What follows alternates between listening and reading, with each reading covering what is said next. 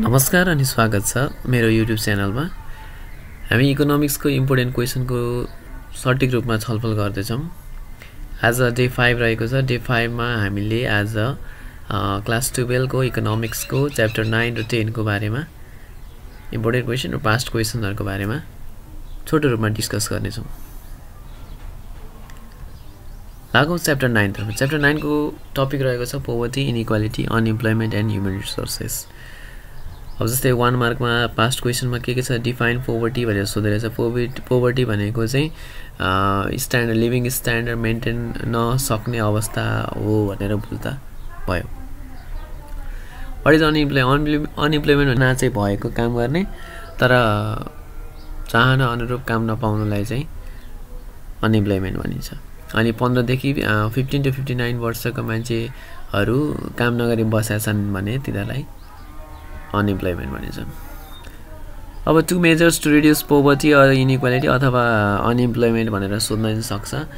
Poverty घटाउनको लागि, inequality घटाउनको लागि, unemployment घटाउनको लागि के गर्न सकिन्छ भन्दाखेरि एक त रोजगारी सृजना गर्दा हुन्छ, त्यसपछि अर्को अब एजुकेसनहरु प्रोवाइड गर्न पनि सकिन्छ अथवा बेसिक इन्फ्रास्ट्रक्चर डेभलप गर्दा पनि पोभर्टी, इनइक्वालिटी र अनइम्प्लोइमेन्ट घट्न सक्छ।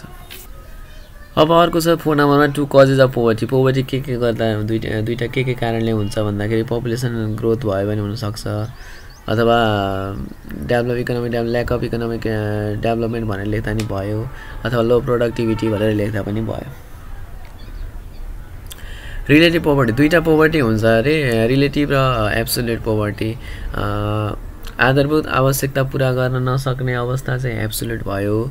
आधारभूत आवश्यकता अब जस्तै बेसिक निड्सहरु हुन्छ नि, फुड, क्लोथ, सेल्टर, हेल्थ, एजुकेसनहरु पूरा गर्न नसक्ने अवस्था चाहिँ एब्सोल्युट भयो। तर अब फुड, क्लोथ, हेल्थ, सेल्टर, एजुकेसनहरु पूरा गर्न सक्ने तर अरूको कम्पेरिजनमा लिभिङ स्ट्यान्डर्ड मेन्टेन गर्न नसक्ने अवस्थालाई चाहिँ रिलेटिभ पोभर्टी भनिन्छ। अर्को चाहिँ इकोनोमिक ग्रोथ।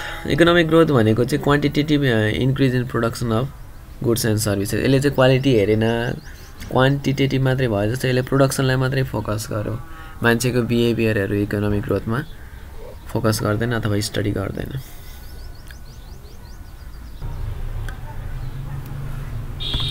अब यहाँबाट 5 मार्क्समा कस्तो क्वेशन सोध्न सक्छ भने causes of poverty, inequality, unemployment भनेर सोध्न सक्ला। अब यो तीनटैको कजेस आयो भने चाहिँ एउटा बाहेक अरु सबै पोइन्ट मिल्छ होला। जस्तै पोभर्टीको सोध्यो भने इनइक्वालिटी, अनइम्प्लोइमेन्ट लेख्ने, इनइक्वालिटीको सोध्यो भने पोभर्टी, अनइम्प्लोइमेन्ट लेख्ने, त्यसपछि अनइम्प्लोइमेन्टको सोध्यो भने पोभर्टी, इनइक्वालिटी लेख्न सकिन्छ। अब के कारणले गर्दाखेरि पोभर्टी, इनइक्वालिटी, अनइम्प्लोइमेन्ट हुन्छ भन्दाखेरि अब हाई पपुलेसन ग्रोथ रेट भयो भने पोभर्टी, इनइक्वालिटी, अनइम्प्लोइमेन्ट हुन्छ। त्यसपछि स्लो डेभलपमेन्ट अफ इन्डस्ट्री भनेपछि अब इन्डस्ट्री उद्योगतिर पनि स्लोली डेभलप भयो भने पनि पोभर्टी, इनइक्वालिटी, अनइम्प्लोइमेन्ट भइदिन्छ। त्यसपछि सिजनल एग्रिकल्चर भनेको चाहिँ अब सिजनमा 2-3 महिना मात्रै काम गर्ने मान्छेहरूले गर्दा पनि पोभर्टी, इनइक्वालिटी, अनइम्प्लोइमेन्ट भइदिन्छ। त्यसपछि ल्याक अफ इन्फ्रास्ट्रक्चर्स, अब आधारभूत पूर्वाधार विकासको कमी भयो भने पनि पोभर्टी, इनइक्वालिटी, अनइम्प्लोइमेन्ट भन्दा भइदिन्छ। त्यसपछि इलिटरेसीहरु भयो। यसरी चाहिँ कजेस लेख्न सक्छौं। अब यही कजेसलाई मेजर गर्यो भने चाहिँ पपुलेसन ग्रोथ रेट कन्ट्रोल गर्ने, इकोनोमिक ग्रोथ रेट बढी गर्नु पर्यो, अनि इन्डस्ट्रियल डेभलपमेन्ट पनि गर्नु पर्यो। त्यसपछि एग्रिकल्चरलाई कमर्सियलाइज गर्नु पर्यो भनेर हामी लेख्न सक्छौं 2 नम्बरमा। अब अर्को छ current situation according to SDI. SDI भन्ने बित्तिकै तीनटा कुरा हेर्छ, हेल्दी लाइफ, एजुकेसन र लिभिङ स्ट्यान्डर्ड हेर्छ। अनि 193 कन्ट्रीको स्टडी गर्दाखेरि नेपाल चाहिँ एसडीआई अनुसार 146 मा पर्छ र 0.601 छ एसडीआई, जुन चाहिँ ठिकै हो, नराम्रो पनि होइन राम्रो पनि होइन, ठिकै हो। र एसियामा, साउथ एसियामा चाहिँ नेपाल 6th पोजिसनमा छ एसडीआई अनुसार। अनि नेपाल भन्दा अरु अब जस्तै श्रीलङ्का, मालदिभ्स, इन्डियाहरुको एसडीआई चाहिँ बढी छ। अनि हाम्रो नेपालभन्दा अलिकति कम भएको चाहिँ अफगानिस्तान पाकिस्तानहरू भयो। अब यसमा त्यो लाइफ एक्सपेक्टेन्सी पर्यो, त्यसपछि एजुकेसन पर्यो। जस्तै अहिलेको एभरेज के छ भन्दाखेरि 4.5 वर्षमा प्राय सबै चिल्ड्रेनहरू स्कुल जान पाएका छन्। त्यसपछि लगभग 13 वर्ष स्कुलिङ लाइफ बिताउँछन्। त्यसपछि अहिलेको लाइफ एक्सपेक्टेन्सी 70 इयर्स छ अरे। अनि पिसिआईहरू पनि पर्यो, $1433 होला डलर। एकजनाले $1433 कमाउनु पर्छ अरे। हो, यो अनुसार पनि एसडिआई क्यालकुलेट हुन्छ। अब relationship between poverty and unemployment भने चाहिँ यो एकचोटि सोधेको छ 79 मा। पोभर्टी भयो भने अनइम्प्लोइमेन्ट भइदिन्छ, अनि अनइम्प्लोइमेन्ट भनेकै पोभर्टी हो भन्ने टाइपको रिलेसन लेख्न सक्छौँ। अब अनइम्प्लोइमेन्ट भनेको बेरोजगारी भएपछि काम गर्न पाउँदैन, काम गर्न नपाएपछि इन्कम जेनेरेट हुँदैन, इन्कम जेनेरेट भएपछि काम आफ्नो लिभिङ स्ट्यान्डर्ड मेन्टेन हुन सक्दैन, जसले गर्दाखेरि बेसिक निड्समा पनि सर्टेज आउँछ, जसले गर्दा पोभर्टी भइदिन्छ। अब अर्को छ last question, role of human resource. Human resource भनेको अब हामी मान्छे भयो कि, हामी मान्छे भयो भने अब केमा प्रगति हुन्छ भन्ने कुरा चाहिँ यसमा पर्यो कि।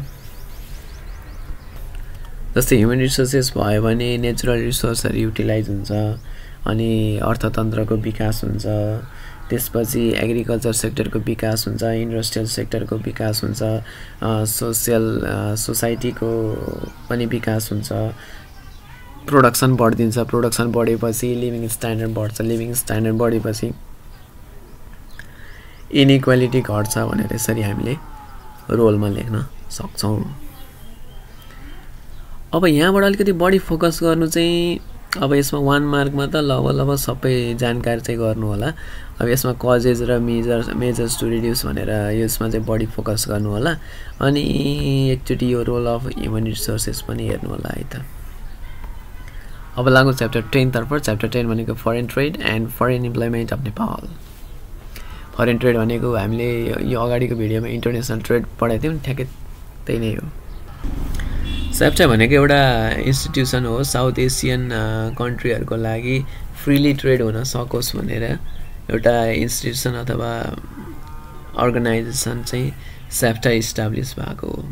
सेप्टाको उद्देश्य भनेको अब जस्तै फ्रिली ट्रेड गर्नु पर्यो साउथ एसियन कन्ट्रीमा, त्यसपछि हेल्दी कम्पिटिसन होस् भन्ने चाहिँ उद्देश्य हो सेप्टाको। अब नेपालीज फरेन ट्रेडको प्रब्लम के छ भन्दाखेरि एक्सपोर्ट लो छ, इम्पोर्ट बढी छ हैन, त्यसपछि हाई कस्ट अफ प्रोडक्सन छ अथवा लो प्रोडक्टिभिटी छ भनेर हामीले दुईटा लेख्न सक्छौँ। अब प्रिन्सिपल्स अफ डब्ल्युटिओ। अब डब्ल्युटिओ को सिद्धान्त के छ भन्दाखेरि फ्रिली ट्रेड हुनु पर्यो, कम्पिटिसन हेल्दी होस् भन्ने चाहिँ सिद्धान्त हो डब्ल्युटिओ को। अब advantage of remittance in Nepal भनेको विदेशमा गएका मान्छेहरूले पठाएको पैसालाई रेमिटान्स भनिन्छ। रेमिटान्स भयो भने के फाइदा हुन्छ भन्दाखेरि अब लिभिङ स्ट्यान्डर्ड बढ्छ, पोभर्टी घट्छ हैन, त्यसपछि अनइम्प्लोइमेन्ट प्रब्लम पनि घट्दिन्छ, यसरी लेख्न सक्छौँ। अनि 2 प्रिन्सिपल्स अफ सेप्टा। अब सेप्टाको दुईटा प्रिन्सिपल के छ भन्दाखेरि त्यही नै लेख्दा हुन्छ, फ्री ट्रेड अनि त्यसपछि हेल्दी कम्पिटिसन भनेर लेख्न मिल्यो विदिन साउथ एसियन कन्ट्रिज।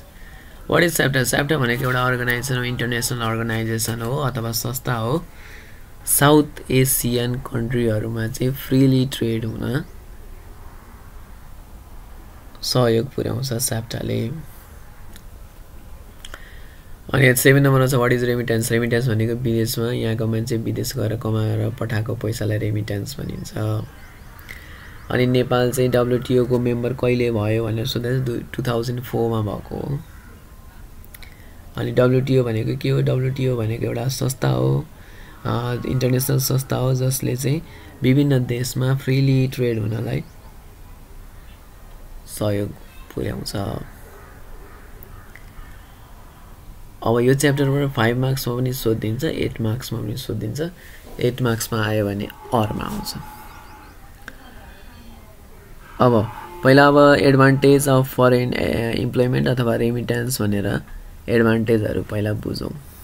जस्तै यहाँबाट विदेश गएका मान्छेले कमाएर पठाएको पैसाले के फाइदा हुन्छ भन्दाखेरि रेमिटेन्स जेनेरेट हुन्छ, त्यसपछि अनइम्प्लोइमेन्टको प्रब्लम सल्भ हुन्छ, लिभिङ स्ट्यान्डर्ड बढ्छ, ह्युमन रिसोर्सेसले पनि बढ्छ, स्किल हुन्छन् मेन पावरहरू, त्यसपछि पोभर्टी घट्छ भनेर फाइदाहरूमा लेख्न सक्छौँ।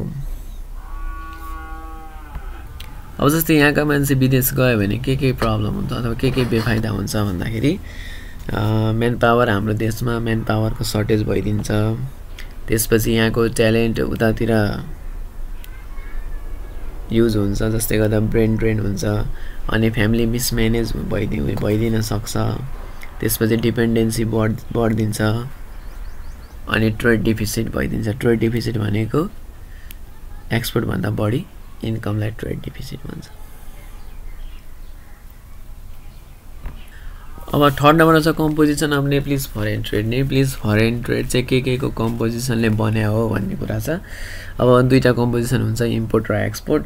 अनि इम्पोर्ट भन्दा composition of Nepalese foreign trade भनेको चाहिँ दुईटा यसमा पर्यो कम्पोजिसन, इम्पोर्ट र एक्सपोर्टलाई नै कम्बिनेसन भयो, दुईटाको कम्बिनेसनले कम्पोजिसन भयो, कम्पोज भयो।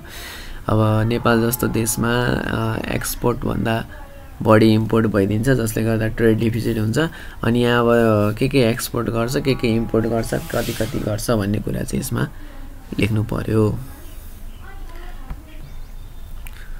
अब ग्रोथमा चाहिँ growth of Nepalese foreign trade चाहिँ अब यो चाहिँ राणा रुलभन्दा अगाडिदेखि केही कुराहरू लेख्दाखेरि राम्रो हुन्छ। जस्तै पहिलाको कुरा गर्ने हो भने इन्डिया र चाइनासँग मात्रै रिलेसन थियो, बिजनेस रिलेसन थियो।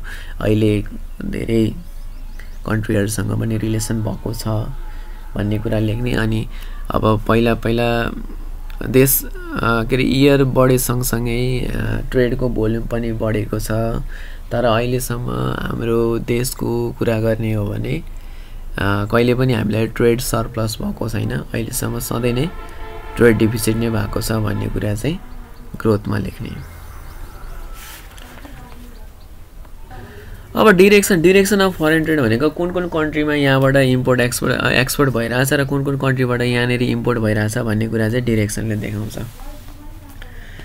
अब त्यही हो, सबभन्दा बढी हामीसँग बिजनेस रिलेसन भएको इन्डिया र चाइना हो, त्यही भएर इन्डिया र चाइनासँग बढी इम्पोर्ट र एक्सपोर्टको रिलेसन छ, अरू कन्ट्रीमा थोरै छ भनेर यो कुरा चाहिँ समेटेर यहाँ डिरेक्सन अफ फरेन ट्रेडमा लेख्न हामी सक्छौँ।